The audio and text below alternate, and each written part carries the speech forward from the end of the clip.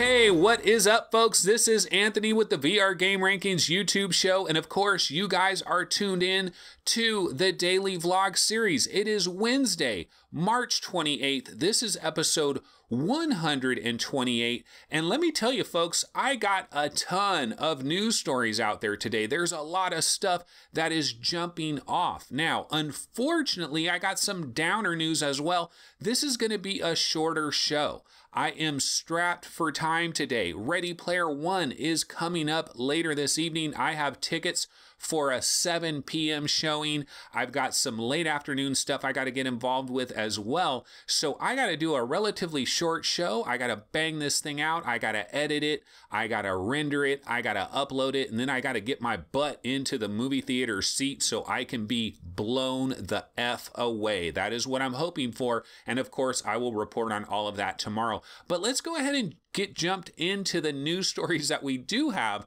on the docket, what we can cover in this abbreviated program. So news story number one, PlayStation VR slashed their price $100. So on a number of various PlayStation VR bundles, the price has been slashed $100. What am I talking about here? Well, the Skyrim VR bundle, Sony's premium package, is normal price is $450. That is the normal price of the Skyrim VR bundle. Now, a lot of times you're going to see it everywhere for $399.99, but the standard MSRP is $450. Well, that is being slashed $100. It is now going to be $350, and then there might be discounts on top of that at a certain point. We can only hope, obviously.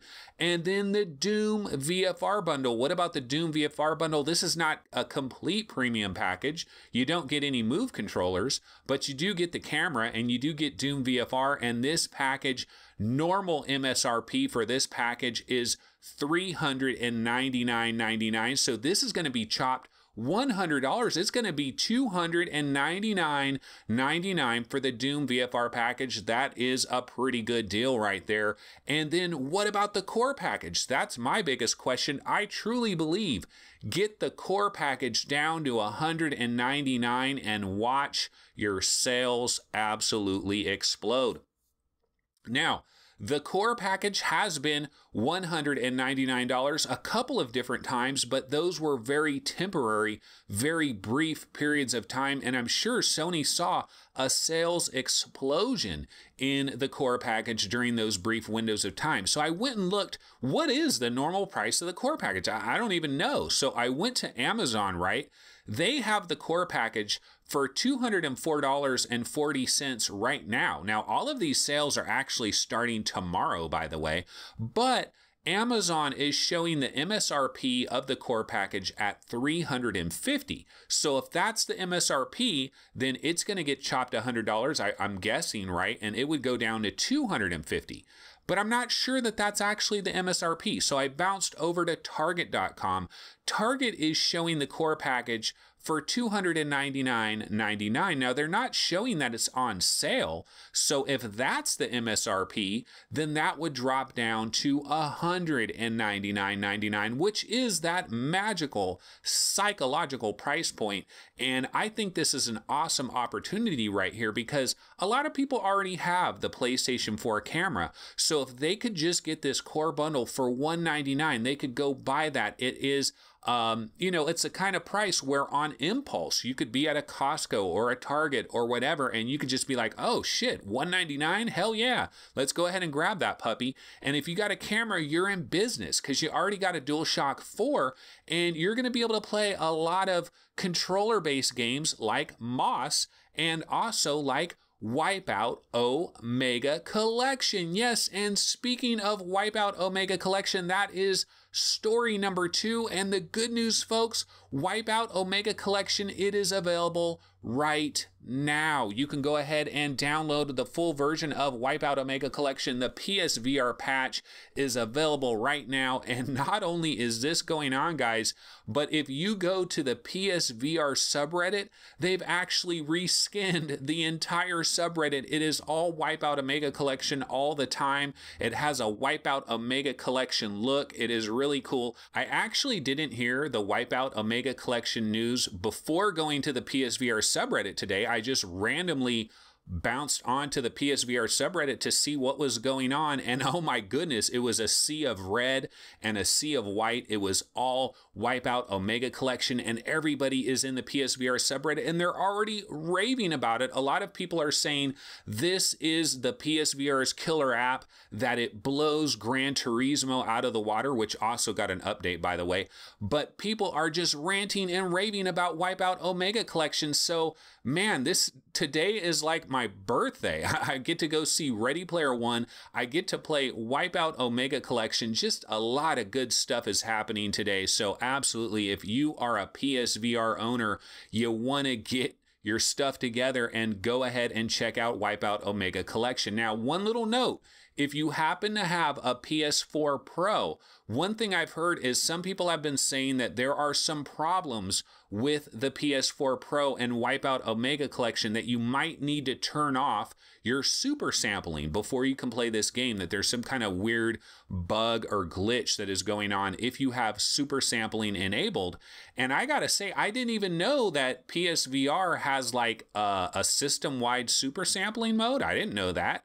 That's news to me, so I don't even know how to turn this off, but I'll have to figure it out later when I get in there and play some Wipeout Omega Collection. I'll definitely have my thoughts on that on tomorrow's episode. Okay, story number 3. I can't believe that this has tumbled all the way down to story number 3, but that's kind of what is going on today. A lot of stuff is going on.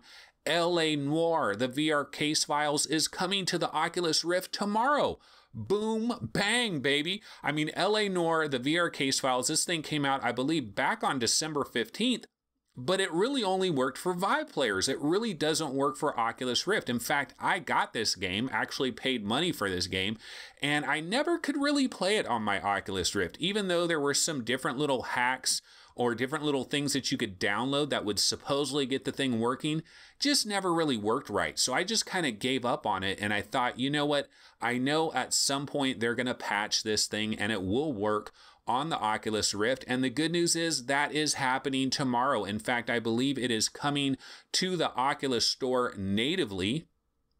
I would imagine the price will be $39.99. I think that is the standard price for L.A.Noire, so it will be on the Oculus Store, and you would have to imagine that those of us that have already picked it up on Steam, hopefully there will be a major patch for that, and it will now have some Oculus SDK support for the Steam VR version, and that version will work a hell of a lot better. So I am excited for that as well. Hopefully I will finally have some thoughts on L.A.Noire, the VR case files. Now I gotta say, I am rocking an old school 970 video card, and I know that L.A.Noire is a demanding game. It's kind of like Fallout 4 and some of the more demanding games that we have in VR. So even with native Oculus support, it might struggle a little bit, so I'll have to see what happens there, but I'm definitely going to give it an opportunity tomorrow and hopefully be able to get into some L.A.Noire, the VR case files. Now, story number 4.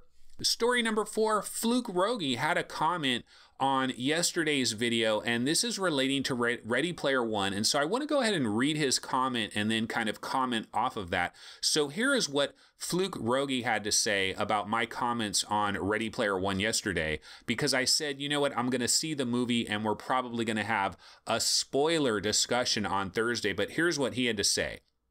Maybe hold off on any Ready Player One spoilers until next week or the VR Roundtable podcast.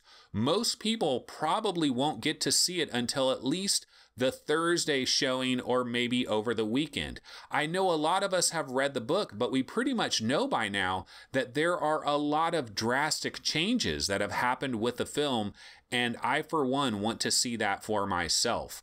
And so I read this comment and I was like, yeah, you know what? That does make a lot of sense. It's true. A lot of you guys aren't going to be able to see this movie until Thursday or Friday or sometime over the weekend.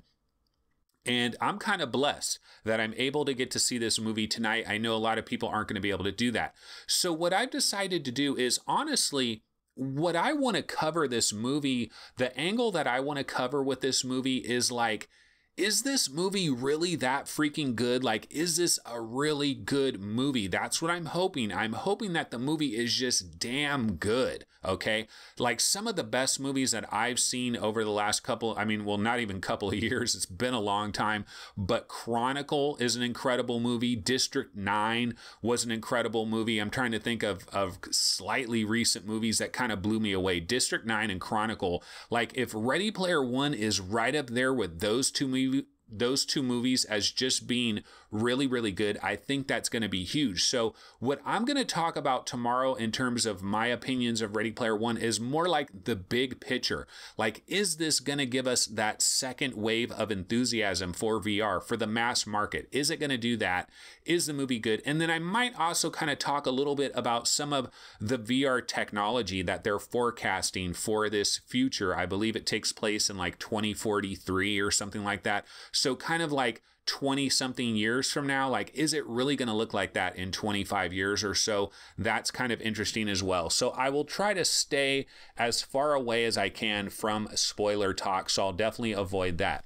Okay, now the last story before we bounce out of here. Flight School Studio, apparently they aren't scared of Skyrim VR, which is coming on April 3rd, because Island Time VR is also going to launch on April 3rd. April 3rd is actually shaping up to be a pretty big day for releases. We got Skyrim VR, we got Crisis on the Planet of the Apes, and now we have Island Time VR. So a whole bunch of stuff is all going to explode. I believe that's next Tuesday, right? I think. I haven't even looked at the calendar, but it's got to be, right?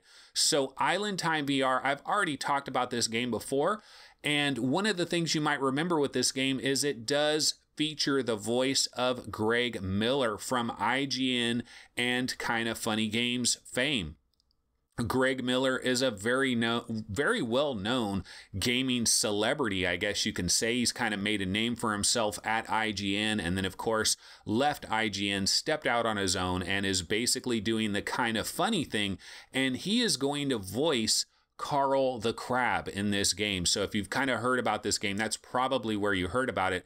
But one of the things I was reading about this, now credit goes to Road to VR, they do have a little quick story on this, but one of the things that they were describing at Road to VR is that this Island Time VR is a room scale survival game. And I don't know why I kind of missed that the first time. I didn't know this was like trying to do a room scale thing. I knew the island was very small, but I didn't know it was like that small and they're trying to do a room scale thing. So that sounds super cool if it really is going to like try to take advantage of the room scale thing. And I hope what it does is that you can kind of set what your play area is, and maybe it can kind of dynamically adjust its size based on that. Remember, Job Simulator, like if you were the short order cook or whatever, based on your room scale size, it's bigger or smaller. Things are more spread out or things are more tightly contained. It does that dynamically. Now, if Flight School Studio is able to do that with Island Time VR, this game jumps way the hell up my interest level, because room scale, we haven't gotten a lot of room scale stuff in a long time. Now, the thing is, this game is coming to all major platforms. That includes PlayStation VR. How the heck are they going to do room scale on PlayStation VR? But one thing I remembered, if you guys have ever played PlayStation VR Worlds where you are in the shark cage, you know, and it lowers you down into the water, we see a lot of videos where grandmas or soccer moms or whatever, they're put in the shark cage and they start freaking out because at a certain point there is, spoilers, a great white shark. But one of the things about being in the shark cage is there's actually a little bit of room scale with PSVR, because I don't know what the size of that shark cage is, but it basically covers that whole area and you can walk all around that shark cage, that relatively small little area, but it works. So if Island Time VR is going to compress this deserted island into a real tiny space that is that tiny, I guess you actually could do room scale on PlayStation VR. So definitely interested in seeing how this will work out. This game's only $15, by the way, so it's probably not a really lengthy, detailed game, but it does look interesting. It is this survival style, so I'm definitely interested in it. It did pick a bad day for release, though. I'm talking about Crisis of Planet of the Apes. they got to deal with that. And then they're also dealing with Skyrim VR. So I don't know if I'm going to get to this game right away, but I do have some interest in it. That, of course, is Island Time VR coming on April 3rd.